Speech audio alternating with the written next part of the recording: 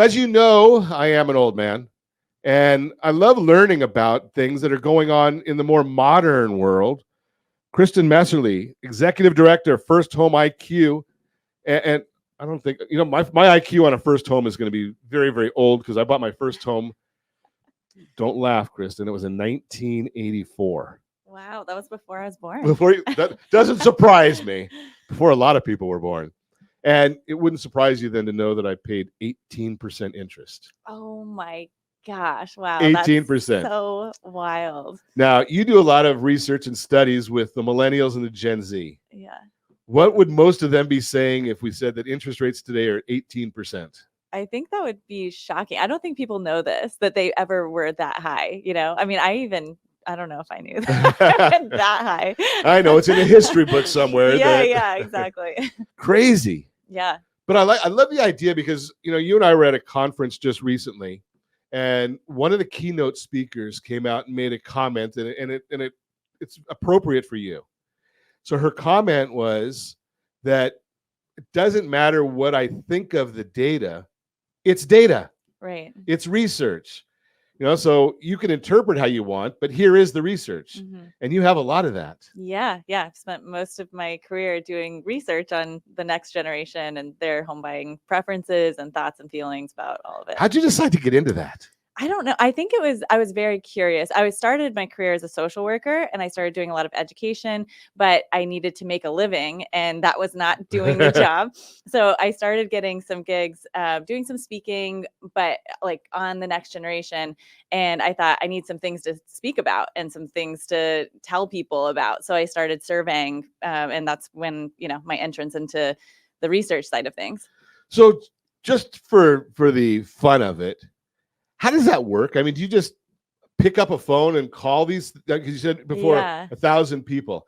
For the lay person like me, I mean, how does that work? You have to calling the same 1,000 all the time, no. or now I have a much better process than I used to. But now I use a platform called Pullfish, and you can actually get a specific type of person. So I make sure that people across the country are being surveyed across the specific age range and specific demographics, so it reflects the audience, and their income range is all evenly distributed. So it's all scientific, so that you can extrapolate that 1,000 to the millions that are in the real group. Yeah, exactly. Yeah. So it's all, I always do at least something statistically significant, but typically they're around 1,000 people at a time. Is 1,000 a large number or a small number when it comes to polling like this? Yeah, it's actually pretty large. You can get statistically significant data with 250 to 300 people at a time. So yeah, wow, it's pretty interesting. But I want to we try to do 1,000, at least 1,000 a year. So at this point, I've surveyed over 6,000 Millennial and Gen Z. So do you do the survey just once a year, or do you do it throughout the year with different topics? If I came to you and said, Kristen, I want to know XYZ. Yeah. Can somebody call you and solicit that? Yeah, completely. It's okay. I do one annual report, and then last year I did some mini studies, one on women, one on Gen Z, one on financial literacy, and so yeah. Okay, so tell me a little bit before we dive into some of your research. First Home IQ, what is it? I'm very excited about First Home IQ. It is a nonprofit focused on delivering homebuyer education, homeownership education, and financial literacy to the next generation. So old people like me would have referred to that as home economics. We took it in school. Yeah. Right? I don't do that anymore. Well, I didn't learn any financial literacy in my home ec course, so I don't know. Did you? Yeah. Well, way back when. How to balance a check. Pardon me? How to balance a checkbook. Yeah, we had to carry for a whole semester. We had to carry an envelope, and we had to make sure we paid our utility bill and balance our checkbook. We actually had the paper ones then. Yeah. Pay the credit card bill and all. We didn't have cell phones, so we didn't have to worry about that. Yeah. We didn't have the internet. Al Gore hadn't invented it yet. But there was home economics, and then there was and then there was I forgot what the other one was, where we learned to cook and all that kind of stuff. That was home ec too, I thought. Might have been part of it. I remember cooking and carrying an egg around so that I could learn how to care for a child or something. Okay, we didn't have to do that. I mean, I know my kids did that one. Okay. But they took out the idea of teaching them anything to do about it. how is this? I don't understand how we're in 2024 and it's not mandated. I mean, it's starting to get there. And I know some bills are up in California to mandate financial literacy in high schools, but it's still so basic that I'm shocked that we have this complex of a financial, landscape. And yet we're just walking into it blindly. To me, it's pretty pathetic what we're doing to our kids. Yeah. And my kids are probably the same age as you. So, in the sense that, they're and it's my generation's fault because we allowed this to happen. I kid about our national debt and some of the seniors that say they don't like the national debt. And I say, well, who voted for these people? Right? My generation has to take responsibility that you guys don't understand how mortgages work. Yeah, we all have some responsibility in this, right? For sure. Right. I mean, so with does First Home IQ go out and teach this in schools, or how does that work? Yeah, so we do it in 3 different areas. One is we support educators. So we have a full financial literacy curriculum, and we just launched the nonprofit last year, but we've launched the curriculum with a school in Brooklyn and are having conversations with other schools now. And then we have online courses. We also support industry professionals like loan officers and realtors to deliver presentations in their communities through what we call an ambassador program. And then lastly, through media. So we're creating content to bring that education more to the forefront. And you got to do it on TikTok, otherwise they don't know what's happening. I know we haven't started on TikTok yet, and I'm dreading it a little bit. Yeah, because I don't even know enough about TikTok, but I think isn't it? Maybe you know it, Josh might know it.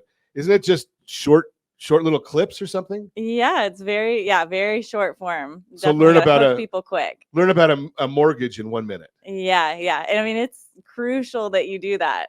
We just haven't dipped into it yet. You haven't done it yet. Okay, yeah. So when we come back, we're going to talk about some of the challenges or fears that the Gen Z and millennials face in the housing market. And I think there's maybe some boomers that have some problems there too. But we're going to talk about the younger folks. We're going to talk about some financial considerations. How about living downtown or out of town? We'll talk about that as well. Maybe we'll even get some advice. Continue our conversation. Kristen Messerli is with us, Executive Director, First Home IQ.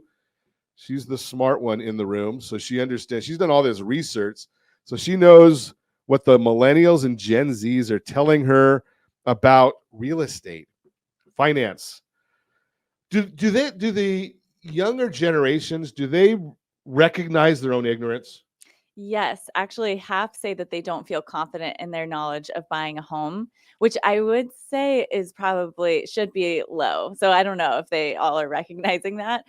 You don't know what you don't know, but some of them, yeah. And it is preventing people from moving forward. I think last year in the survey we did, 40% of millennial women said that not knowing where to begin was a current barrier to buying a home. So it's preventing people from moving forward, and they're feeling overwhelmed, but they don't know what they don't know. Now, I don't know enough about the millennial and Gen Z group.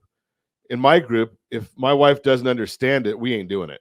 Yeah. Right? I mean, because I don't get a vote in the house. Well, I might get a vote in the budget, but I don't get a vote on, she says she wants to live here. Well, that's where we're living.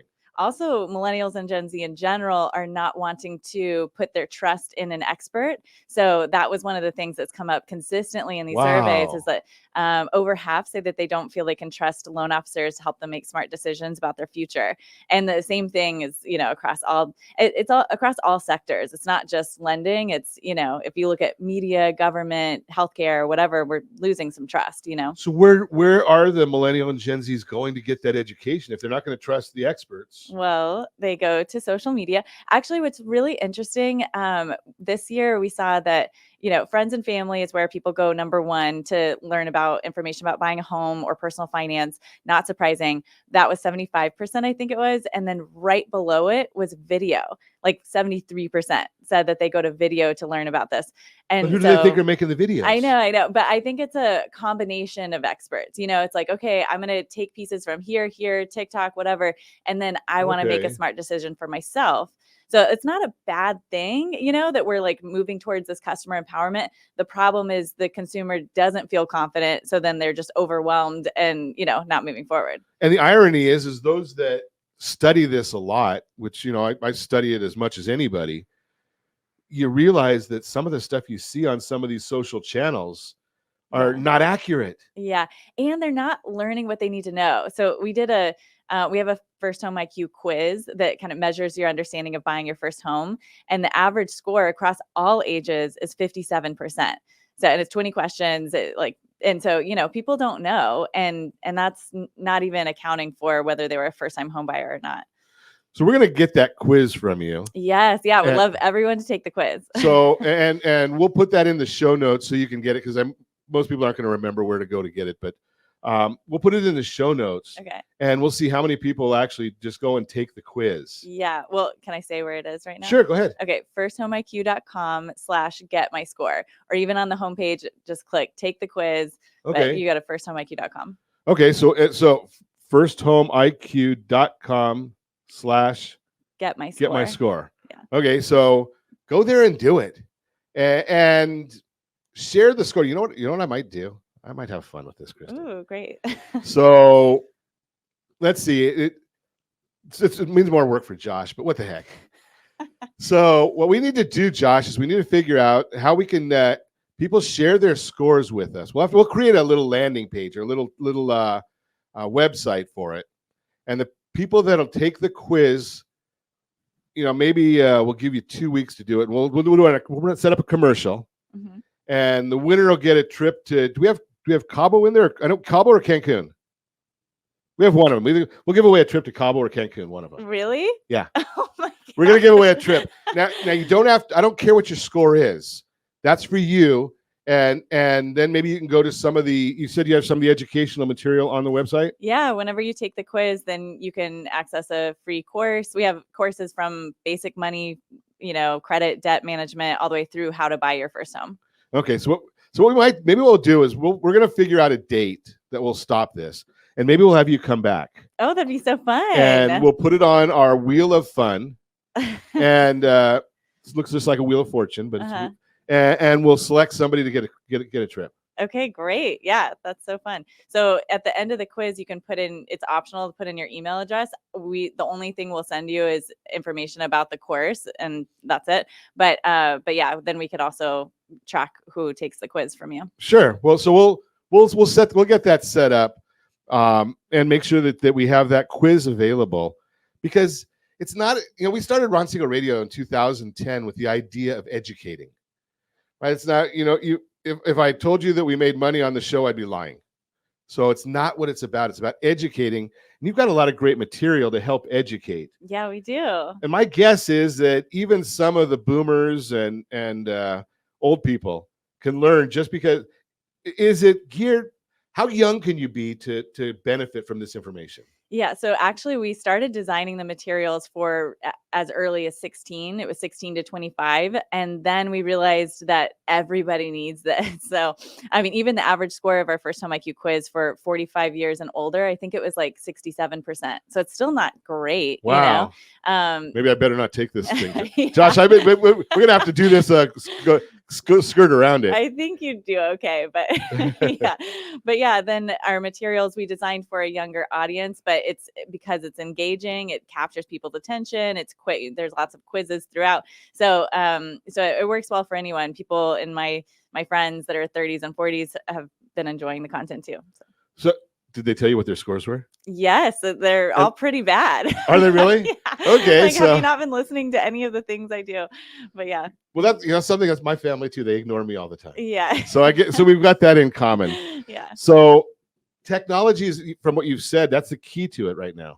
Yeah, I think coming at it from different directions, like however you can reach people to capture their attention in a way that's going to help them feel that they're being guided through the process, because they're no longer just saying, hey, you're the expert, you take me through this. They're saying, I need to be empowered with information.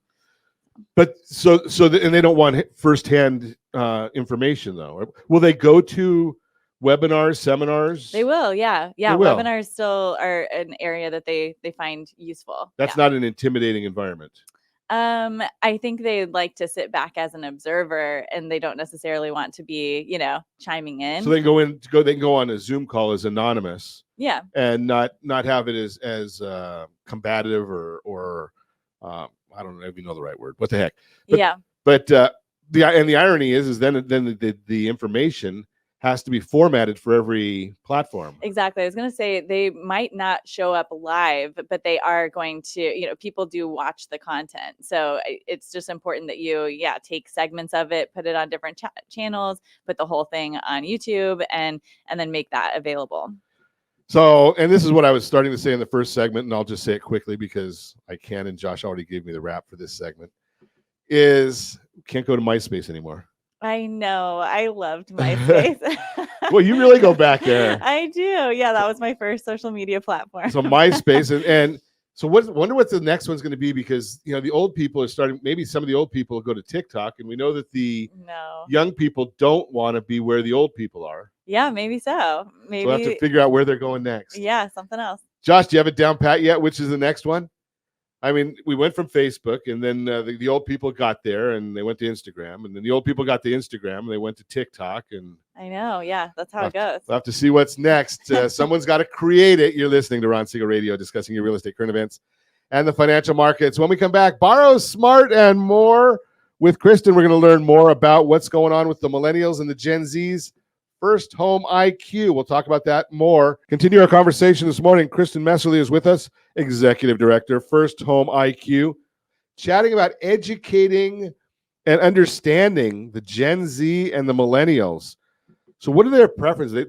Now, I like staying away from big cities. I've talked about that many times. Yeah. What are the millennials and Gen Zs? Okay, it's really interesting because I've been doing this for 10 years or so, following the trends. And when I started out, millennials were all about city centers. We're never going to move to the suburbs. And I was one of them. I was living in downtown LA, and I was like all about the being part of the cultural center.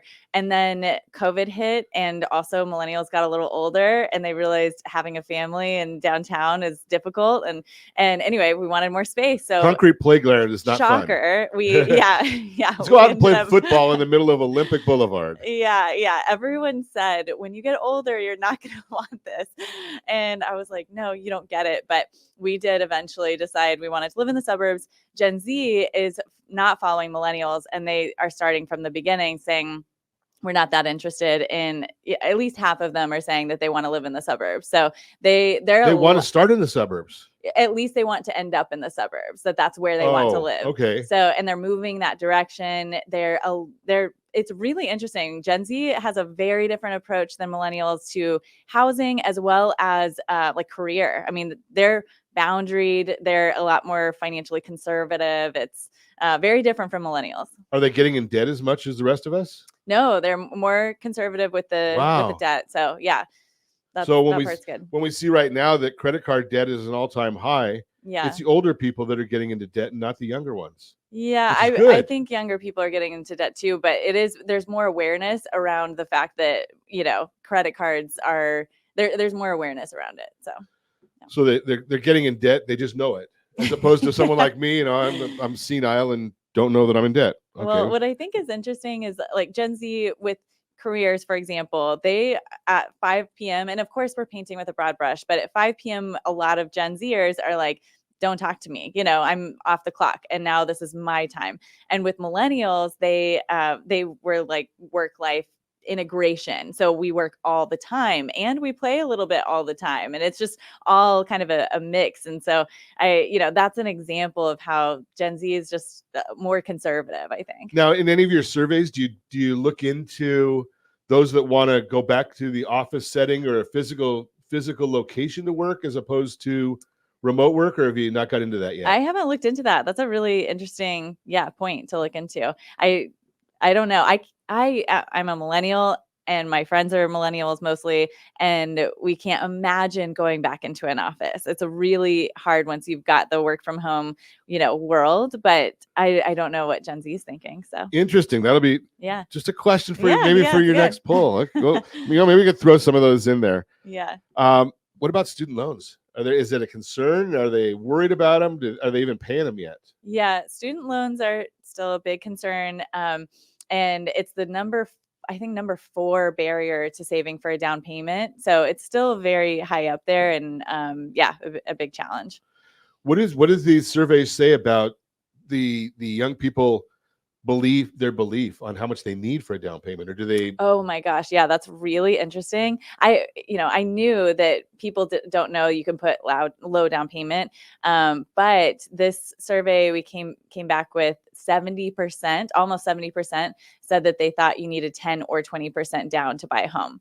So you think about how many people potentially could be in the market if they just understood that piece of it alone, It's amazing because that's a scary number. Yeah. Right? Because we know our veterans, they don't need anything for down payment. Exactly. Yeah. Less money to get into a house than it is to get into a lease. Mm-hmm. Yeah. And our first time buyers, the FHA program, 3.5%. There's others at 3%. Yeah. We're also hearing a lot of stuff in the media, and our news feeds are full of people saying homeownership is out of reach. And so, I was just listening to a podcast on the New York Times Daily, or it was a couple months ago, that came out on renting versus owning. And they talk about how owning is throwing away money in a certain way. Like you're putting it into interest, you're putting it into a down payment and all that kind of stuff. And they have some points around it, but we're not hearing the data around the gap between owners and renters, and how, waiting to buy a home when you could buy is actually, really detrimental. And so that's kind of the mission of First Home IQ, is to tell people, hey, you can be wealthy. Yeah. And, and finding the foundation you need in order to get to that place. A lot of people just feel like it's so out of reach, and so I'm not even paying attention to it. That's a scary thought, especially, we've done some shows on Ron Siegel Radio about the idea that, if you're in your early 20s and buy a house, we can actually show you how to retire at 45. Wow. Right? Can you imagine? I wish I'd known this. Right? I mean, you go and buy a house with and it's a real simple process. And I think I've got about a minute to talk about it. But you go and you buy that first house or condo, put down as little as possible, refinance it in 3 to 5 years, take out as much money as you can, probably leaving 20 to 25% in equity, go buy another primary residence, and do that for the next 15 years. Don't sell the last one. Mm-hmm. Do that for 15 years. Now you've got 4 or 5 properties that someone else is making the payment on all of them. Right. So there's your financial plan. Yeah, that's huge. Right. And, if we can get that message out, maybe you can help get that out. Our young people could be retiring and enjoying life a little more. And I think people don't realize you could qualify for a home based on roommate income as well, Sure. And so people think that that's just so far out of reach with the down payment and the monthly payment, but it really isn't. There's strategies, and one of my favorite lines: strategy beats rate always. But the shame is we've got to get to a point where those of us in the media have some credibility with the millennials and Gen Z, which you just told me that I'm wasting my time here because the young people aren't listening. We're listening. We're just listening with a skeptical ear. Yeah. Okay. So, they tell us in Washington that if we say the same thing 3 times over, people believe you. Oh, I mean, think it takes longer than that. Yeah, look at Adam Schiff. He's still telling people that.